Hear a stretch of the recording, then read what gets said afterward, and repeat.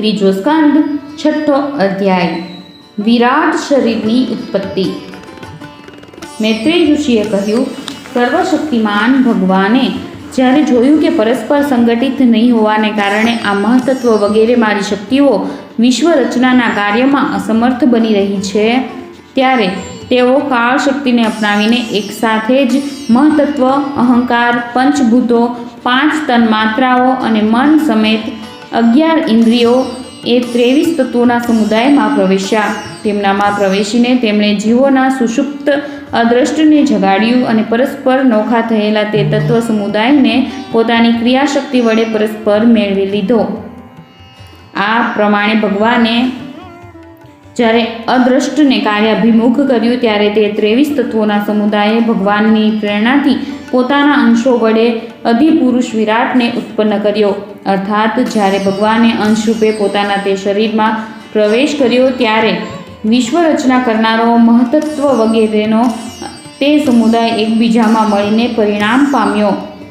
તે તત્વોનું આ પરિણામ એ જ વિરાટ પુરુષ કે જેમાં ચરાચર જગત વિદ્યમાન છે. જળમાં અંડરૂપી જે આશ્રય સ્થાન હતું તેમાં તે હિરણ્યમય વિરાટ પુરુષ સમસ્ત જીવોને સાથે લઈને 1000 દિવ્ય વર્ષો સુધી રહ્યો.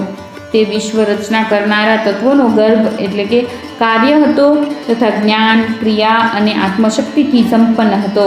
તે શક્તિઓથી તેણે સ્વયં પોતાના ક્રમશઃ 1 હૃદયરૂપ, 10 પ્રાણરૂપ અને 3 આધ્યાત્મિક, આધિદૈવિક અને આધિભૌતિક એવા વિભાગ કર્યા. આ વિરાટ પુરુષ જ પ્રથમ જીવ હોવાને કારણે સમસ્ત જીવોનો આત્મા જીવરૂપ હોવાને કારણે પરમાત્માનો અંશ અને પ્રથમ અભિવ્યક્ત એટલે કે પ્રગટ થવાને કારણે ભગવાનને આદિ અવતાર છે. આ સમસ્ત ભૂત સમુદાય તેનામાં જ પ્રકાશિત થાય છે.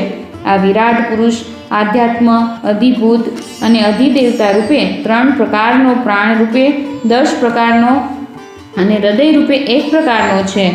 10 પ્રકારની જો વાત કરીએ તો 10 ઇન્દ્રિયો સહિત મન આધ્યાત્મ છે. ઇન્દ્રિયો વગેરેના વિષયો અધિભૂત છે. ઇન્દ્રિયોના અધિષ્ઠાતા દેવતાઓ અધિદૈવ છે તથા પ્રાણ અપાન, ઉદાન, સમાન, વ્યાન, નાગ, કુર્મ, કૃકલ, દેવદત્ત અને ધનંજય એ 10 પ્રાણ છે. પછી વિશ્વની રચના કરનારા મહત્ત્વ વગેરેના અધિપતિ શ્રી ભગવાને તેમની પ્રાર્થના યાદ કરીને તેમની વૃત્તિઓને જગાડવા માટે પોતાના ચેતનરૂપી તેજથી તે વિરાટ પુરુષને પ્રકાશિત કર્યો, તેને જગાડ્યો. તેના જાગતા જ દેવતાઓ માટે કેટલા સ્થાન પ્રગટ થયા એ હું બતાવું છું, સાંભળો. વિરાટ પુરુષને સૌપ્રથમ મુખ પ્રગટ થયું. તેમાં લોકપાલ અગ્નિ પોતાની અંશભૂત વાક ઇન્દ્રિય સમેત પ્રવેશ્યા, જેનાથી આ જીવ બોલે છે. પછી વિરાટ પુરુષને તાળવું ઉત્પન્ન થયું, જેમાં લોકપાલ વરુણ પોતાની અંશભૂત રસના ઇન્દ્રિય સમેત સ્થિત થયા, જેનાથી આ જીવ રસ ગ્રહણ કરે છે. ત્યાર પછી તે વિરાટ પુરુષને નસકોરા પ્રગટ થયા. તેમનામાં બંને અશ્વિની કુમારો પોતાના અંશભૂત ઘ્રાણ ઇન્દ્રિય સમેત પ્રવેશ્યા, જેનાથી આ જીવ ગંધ ગ્રહણ કરે છે. એ જ રીતે તે વિરાટના શરીરમાં જ્યારે આંખો પ્રગટ થઈ ત્યારે તેમનામાં લોકપતિ સૂર્ય પોતાની અંશભૂત નેત્ર ઇન્દ્રિય સમેત પ્રવેશ્યા, જે નેત્રેન્દ્રિયથી જીવને વિવિધ રૂપોનું જ્ઞાન થાય છે. પછી તે વિરાટના વિગ્રહમાં ત્વચા ઉત્પન્ન થઈ, તેમાં વાયુ પોતાની અંશભૂત ત્વક ઇન્દ્રિય સમેત સ્થિત થયા, જે ત્વગિન્દ્રિયથી જીવ સ્પર્શ અનુભવે છે. જ્યારે તેને કર્ણ છિદ્રો પ્રગટ થયા ત્યારે તેમનામાં દિશાઓ પોતાની અંશભૂત શ્રવણ ઇન્દ્રિય સમેત પ્રવેશી, જે શ્રવણેન્દ્રિયથી જીવને શબ્દનું જ્ઞાન થાય છે. પછી વિરાટના શરીરમાં ચર્મ ઉત્પન્ન થયું, જેમાં ઔષધિઓ પોતાના અંશભૂત રૂવાટા સમેત સ્થિત થઈ, જે રૂવાટાથી જીવ ખંજવાળ વગેરે અનુભવે છે. હવે તેને લિંગ ઉત્પન્ન થયું. પોતાના તે આશ્રયમાં પ્રજાપતિએ પોતાના અંશભૂત વીર્ય સમેત પ્રવેશ કર્યો, જેનાથી જીવ આનંદ અનુભવે છે. પછી વિરાટ પુરુષને ગુદા પ્રગટ થઈ, તેમાં લોકપાલ મિત્ર પોતાની અંશભૂત વાયુ ઇન્દ્રિય સમેત પ્રવેશ્યા, જેનાથી જીવ મળ ત્યાગ કરે છે. ત્યાર પછી તેને હાથ પ્રગટ થયા, જેમનામાં દેવરાજ ઇન્દ્ર પોતાની ગ્રહણ ત્યાગરૂપી શક્તિ સમેત પ્રવેશ્યા, જે શક્તિથી જીવ પોતાની આજીવિકા મેળવે છે. જ્યારે તેને ચરણ ઉત્પન્ન થયા ત્યારે તેમનામાં લોકેશ્વર વિષ્ણુ પોતાની શક્તિ ગતિ સાથે પ્રવેશ્યા. આ ગતિશક્તિ વડે જીવ પોતાના ગંતવ્ય સ્થાને પહોંચે છે. પછી તેમને બુદ્ધિ ઉત્પન્ન થઈ. પોતાના આ સ્થાનમાં વાક્પતિ બ્રહ્મા પોતાની અંશભૂત બુદ્ધિ શક્તિ સમેત પ્રવેશ્યા. આ બુદ્ધિ શક્તિથી જીવ જાણવા યોગ્ય વિષયોને જાણી શકે છે. પછી તેમનામાં હૃદય પ્રગટ થયું, જેમાં ચંદ્ર પોતાના અંશભૂત મન સમેત સ્થિત થયો. આ મન શક્તિ વડે જીવ સંકલ્પ વિકલ્પ રૂપે વિકારોને પામે છે. ત્યાર પછી વિરાટ પુરુષમાં અહંકાર ઉત્પન્ન થયો. પોતાના આ આશ્રયમાં અભિમાને એટલે કે રુદ્રે પોતાની ક્રિયાશક્તિ સમેત પ્રવેશ કર્યો. એનાથી જીવ પોતાનું કર્તવ્ય સ્વીકારે છે. હવે તેનામાં ચિત્ત પ્રગટ થયું. તેમાં મહતત્વ એટલે કે બ્રહ્મા પોતાની ચિત્ત શક્તિ સમેત સ્થિત થયું. આ ચિત્ત શક્તિથી જીવ વિજ્ઞાન ચેતનાની પ્રાપ્તિ કરે છે. આ વિરાટ પુરુષના મસ્તકમાંથી સ્વર્ગલોક, પગોમાંથી પૃથ્વી અને નાભીમાંથી અંતરિક્ષ એટલે કે આકાશ ઉત્પન્ન થયા. એમનામાં ક્રમશઃ સત્વ, રજ અને તમ આ ત્રણેય ગુણોના પરિણામ રૂપ દેવતા, મનુષ્ય, પ્રેત વગેરે જોવા મળે છે. આ પૈકી દેવતાઓ સત્વગુણની અધિકતાને કારણે સ્વર્ગલોકમાં મનુષ્ય અને તેમના ઉપયોગી ગાય વગેરે પ્રાણીઓ રજોગુણના પ્રાધાન્યને કારણે પૃથ્વી પર તથા તમોગુણી સ્વભાવવાળા હોવાથી રુદ્રના પાર્ષદો ભૂત પ્રેત વગેરે બંનેની વચ્ચે રહેલા ભગવાનના નાભિસ્થાનીય અંતરિક્ષ લોકમાં રહે છે.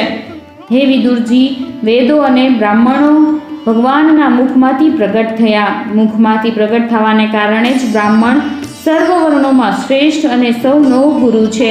તેમની ભુજાઓમાંથી ક્ષત્રિય વૃત્તિ અને તેનું અવલંબન કરનારો ક્ષત્રિય વર્ણ ઉત્પન્ન થયો, જે વિરાટ ભગવાનનો અંશ હોવાને કારણે જન્મ લઈને ચોર વગેરે ઉપદ્રવોમાંથી બધા વર્ણોનું રક્ષણ કરે છે. ભગવાનની બંને જાંઘોમાંથી બધા લોકોનો નિર્વાહ કરનારી વૈશ્યવૃત્તિ ઉત્પન્ન થઈ અને એમનામાંથી જ વૈશ્ય વર્ણ પણ ઉદ્ભવ્યો. આ વર્ણ પોતાની વૃત્તિથી બધા જીવોની આજીવિકા ચલાવે છે. પછી બધા ધર્મોની સિદ્ધિ માટે ભગવાનના ચરણોમાંથી સેવા વૃત્તિ પ્રગટ થઈ અને તેમનામાંથી વહેલા તે વૃત્તિનો અધિકાર શૂદ્ર વર્ણ પણ પ્રગટ થયો, જેની વૃત્તિથી શ્રી હરિ પ્રસન્ન થઈ જાય છે. અહીં બધા ધર્મોની સિદ્ધિનું મૂળ સેવા છે. સેવા કર્યા વિના કોઈ પણ ધર્મ સિદ્ધ થતો નથી. તેથી સર્વ ધર્મોની મૂળભૂત સેવા જ જેનો ધર્મ છે તે શૂદ્ર બધા વર્ણોમાં મહાન છે. બ્રાહ્મણનો ધર્મ મોક્ષ માટે છે, ક્ષત્રિયનો ધર્મ ભોગ એટલે કે કામ માટે છે, વૈશ્યનો ધર્મ અર્થ માટે છે અને શૂદ્રનો ધર્મ માટે છે. આ રીતે પ્રથમ 3 વર્ણોના ધર્મો અન્ય પુરુષાર્થો માટે છે, પણ શૂદ્રનો ધર્મ સ્વપુરુષાર્થ એટલે કે ધર્મ માટે છે. તેથી તેની વૃત્તિથી જ ભગવાન પ્રસન્ન થાય છે. આ ચારે વર્ણો પોતપોતાની વૃત્તિઓ સહિત જેમનામાંથી ઉત્પન્ન થયા છે તેઓ પોતાના ગુરુ શ્રી હરિનું પોતપોતાના ધર્મો થકી ચિત્તશુદ્ધિ માટે શ્રદ્ધાપૂર્વક પૂજન કરે છે. વિદુરજી, આ વિરાટ પુરુષ ભગવાનની કાળ, કર્મ અને સ્વભાવ શક્તિથી યુક્ત યોગમાયાના પ્રભાવને પ્રગટ કરનારો છે. તેના સ્વરૂપનું સંપૂર્ણ વર્ણન કરવાનું સાહસ કોણ કરી શકે? તેમ છતાં પ્રિય વિદુરજી, અન્ય વ્યવહારિક ચર્ચાઓથી અપવિત્ર થયેલી પોતાની વાણીને પવિત્ર કરવા માટે જેવી મારી બુદ્ધિ છે અને જેવું મેં ગુરુ મુખેથી સાંભળ્યું છે તેવું શ્રી હરિના સુયશનું વર્ણન કરું છું. મહાપુરુષોનો મત છે કે પુણ્ય શ્લોક શિરોમણી શ્રી હરિના ગુણોનું ગાન કરવું એ જ મનુષ્યોની વાણીનો તથા વિદ્વાનોના મુખેથી ભગવાનના કથામૃતનું પાન કરવું એ જ તેમના કાનોનો સૌથી મોટો લાભ છે. વત્સ, અમે જ નહીં, આદિ કવિ શ્રી બ્રહ્માજીએ 1000 દિવ્ય વર્ષો સુધી પોતાની યોગ પરિપક્વ બુદ્ધિથી વિચાર કર્યો તો પણ શું તેઓ ભગવાનના અસીમ મહિમાનો પાર પામી શક્યા? આમ ભગવાનની માયા મોટા મોટા માયાવીઓને પણ મોહિત કરી મૂકનારી છે, ચક્રાવામાં નાખનારી તેની ચાલ અનંત છે. તેથી સ્વયં ભગવાન પણ તેનો તાગ પામી શકતા નથી. તો પછી બીજાઓની તો વાત જ ક્યાં રહી? જ્યાં નહીં પહોંચીને મન સહિત વાણી પણ પાછી વળી આવે છે તથા જેમનો પાર પામવામાં અહંકારના અભિમાની રુદ્ર અને અન્ય ઇન્દ્રિયોના અધિષ્ઠાતા દેવતાઓ પણ સમર્થ નથી. તે શ્રી ભગવાનને અમે નમસ્કાર કરીએ છીએ. ત્રીજા સ્કંદ અંતર્ગત છઠ્ઠો અધ્યાય સમાપ્ત.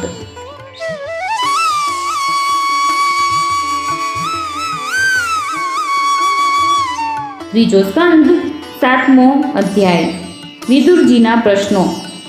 શ્રી સુખદેવજી કહે છે, મૈત્રેયજીનું બોલવું સાંભળીને વ્યાસસૂત બુદ્ધિમાન વિદુરજીએ તેમને પોતાની વાણીથી પ્રસન્ન કરતા કહ્યું. વિદુરજીએ પૂછ્યું, બ્રહ્મન, ભગવાન તો શુદ્ધ બોધ સ્વરૂપ નિર્વિકાર અને નિર્ગુણ છે. તેમની સાથે લીલાપૂર્વક પણ ગુણ અને ક્રિયાનો સંબંધ કેવી રીતે હોઈ શકે?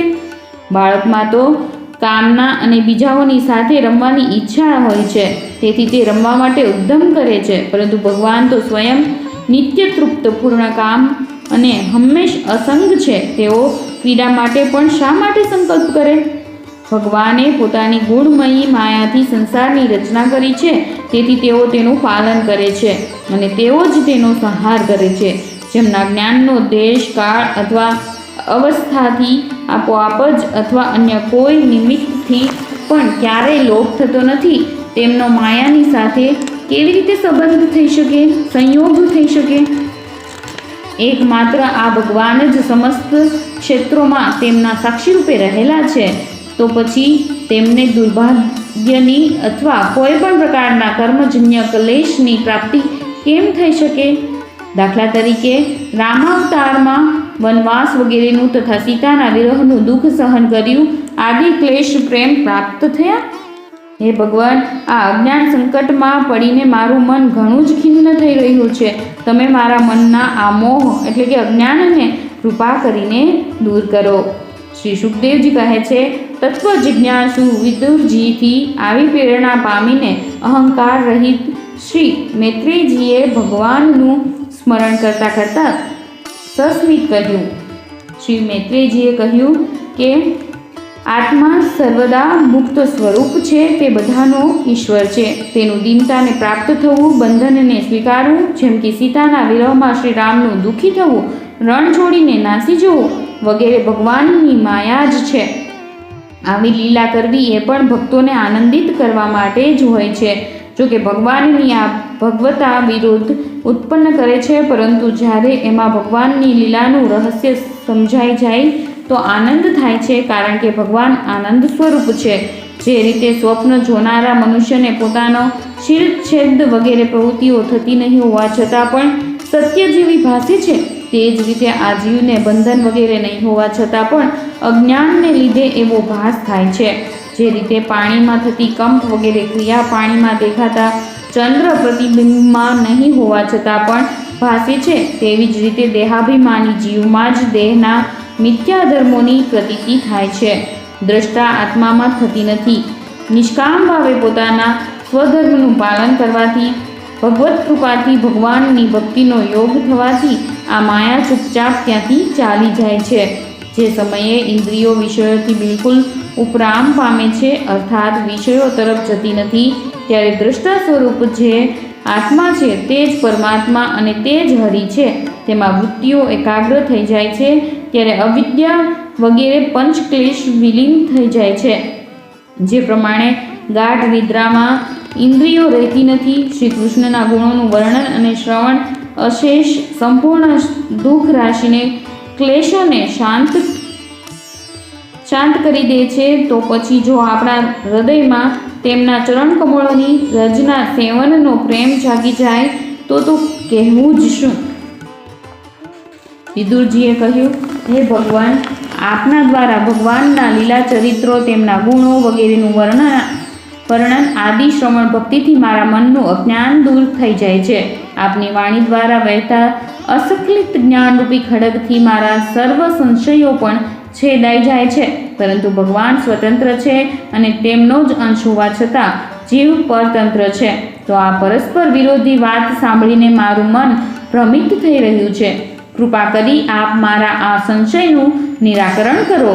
હે વિદ્વન, આપે એ વાત ઘણી યોગ્ય જ કહી કે જીવને ક્લેશ વગેરેની જે પ્રતીતિ થઈ રહી છે તેનું કારણ ભગવાનની કેવળ માયા જ છે. તે ક્લેશ મિથ્યા અને નિર્મૂળ છે, કારણ કે આ વિશ્વનું મૂળ કારણ માયા જ છે. તે સિવાય અન્ય કશું કારણ નથી. આ સંસારમાં બે જ પ્રકારના લોકો સુખી છે, કાં તો જેઓ અત્યંત મૂઢ એટલે કે અજ્ઞાનગ્રસ્ત છે, અથવા તો જેઓ બુદ્ધિ વગેરેથી પર એટલે કે અતીત છે, શ્રી ભગવાનને પામી ચૂક્યા છે. વચ્ચેની હરોળના સંશયગ્રસ્ત લોકો તો દુઃખ જ ભોગવતા રહે છે. હે ભગવાન, આપની કૃપાથી મને એ નિશ્ચય થઈ ગયો કે અનાત્મ પદાર્થો વાસ્તવમાં છે જ નહીં, કેવળ પ્રતીત જ થાય છે. હવે હું આપના ચરણોની સેવાના પ્રભાવથી તે પ્રતીતિને પણ દૂર કરી દઈશ.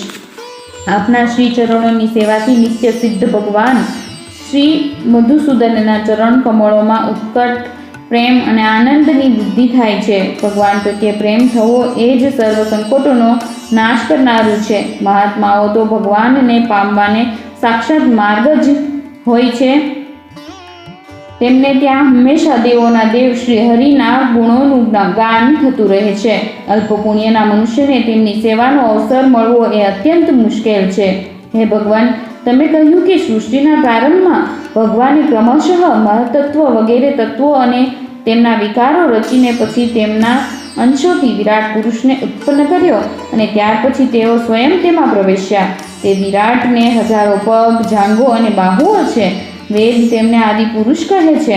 તેમનામાં જ આ બધા લોક વિસ્તૃત રૂપે મોકળાશથી રહેલા છે.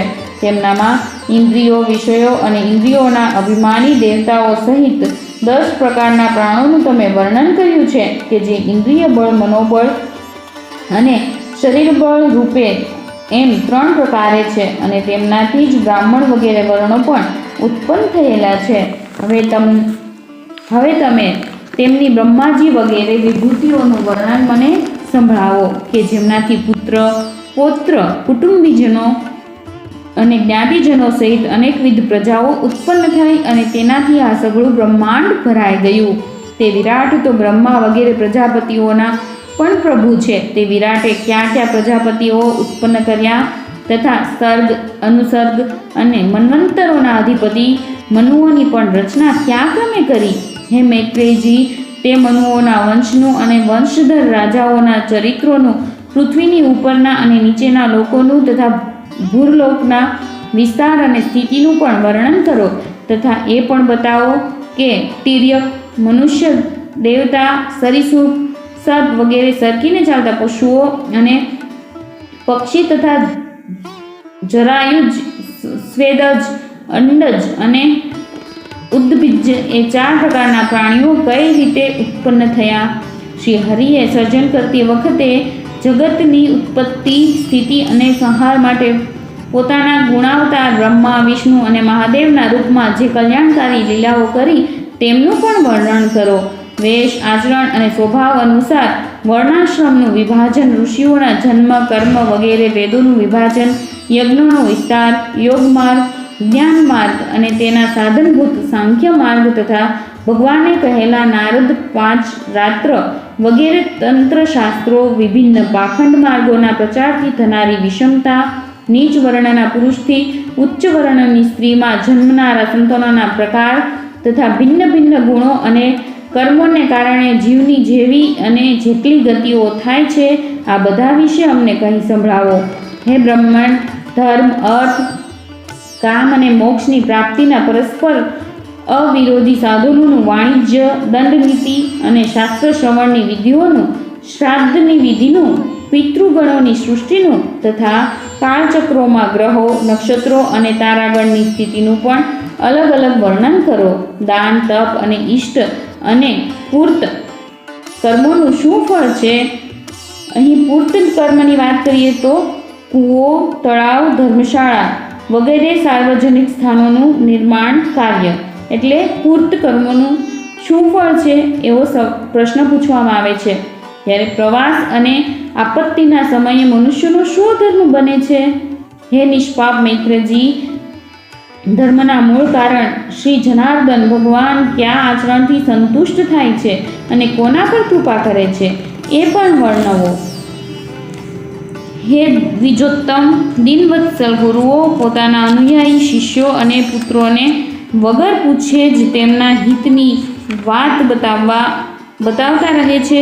હે ભગવાન, તે મહત્ત્વ વગેરેનો પ્રલય કેટલા પ્રકારનો છે તથા ભગવાન જ્યારે યોગ નિંદ્રામાં શયન કરે છે ત્યારે તેમનામાંથી કયા કયા તત્વો તેમની સેવા કરે છે અને તેમનામાં કોણ કોણ લીન થઈ જાય છે. જીવનું તત્વ પરમેશ્વરનું સ્વરૂપ, ઉપનિષદ પ્રતિપાદિત જ્ઞાન તથા ગુરુ શિષ્યનું પરસ્પરનું પ્રયોજન એ શું છે? પવિત્રાત્મા વિદ્વાનોએ તે જ્ઞાનની પ્રાપ્તિના કયા કયા ઉપાયો બતાવ્યા છે? કારણ કે મનુષ્યોને જ્ઞાન, ભક્તિ અને વૈરાગ્યની પ્રાપ્તિ આપોઆપ તો થઈ નથી શકતી. હે બ્રહ્મન, મોહમાયાને કારણે મારી વિચાર દ્રષ્ટિ નાશ પામી છે. હું અજ્ઞ છું, આપ મારા પરમ સુહૃદ છો. તેથી શ્રી હરિ લીલાનું જ્ઞાન પામવાની ઈચ્છાથી મેં જે પ્રશ્નો કર્યા છે તેના ઉત્તર મને આપો. હે પુણ્યમય મૈત્રેયજી, ભગવાનના તત્વના ઉપદેશ વડે જીવને જન્મ મૃત્યુમાંથી છોડાવીને તેને અભય કરી દેવાથી જે પુણ્ય થાય છે તેની તુલનામાં સમસ્ત વેદોના અધ્યયન, યજ્ઞ, તપ અને દાન વગેરેથી થનારું પુણ્ય 16મા ભાગની બરાબર પણ થઈ શકતું નથી. શ્રી સુખદેવજીએ કહે છે કે હે રાજન, કુરુશ્રેષ્ઠ વિદુરજીએ જ્યારે મુનિવર મૈત્રેયજીને આ પ્રમાણે પુરાણ વિષયક પ્રશ્નો કર્યા ત્યારે ભગવદ્ વિષયક ચર્ચા માટે પ્રેરિત કરી દેવાને કારણે તેઓ ઘણા પ્રસન્ન થયા અને સ્મિત મુદ્રામાં તેમને કહેવા લાગ્યા. આ સાથે જ ત્રીજા સ્કંદ અંતર્ગત 7મો અધ્યાય સમાપ્ત.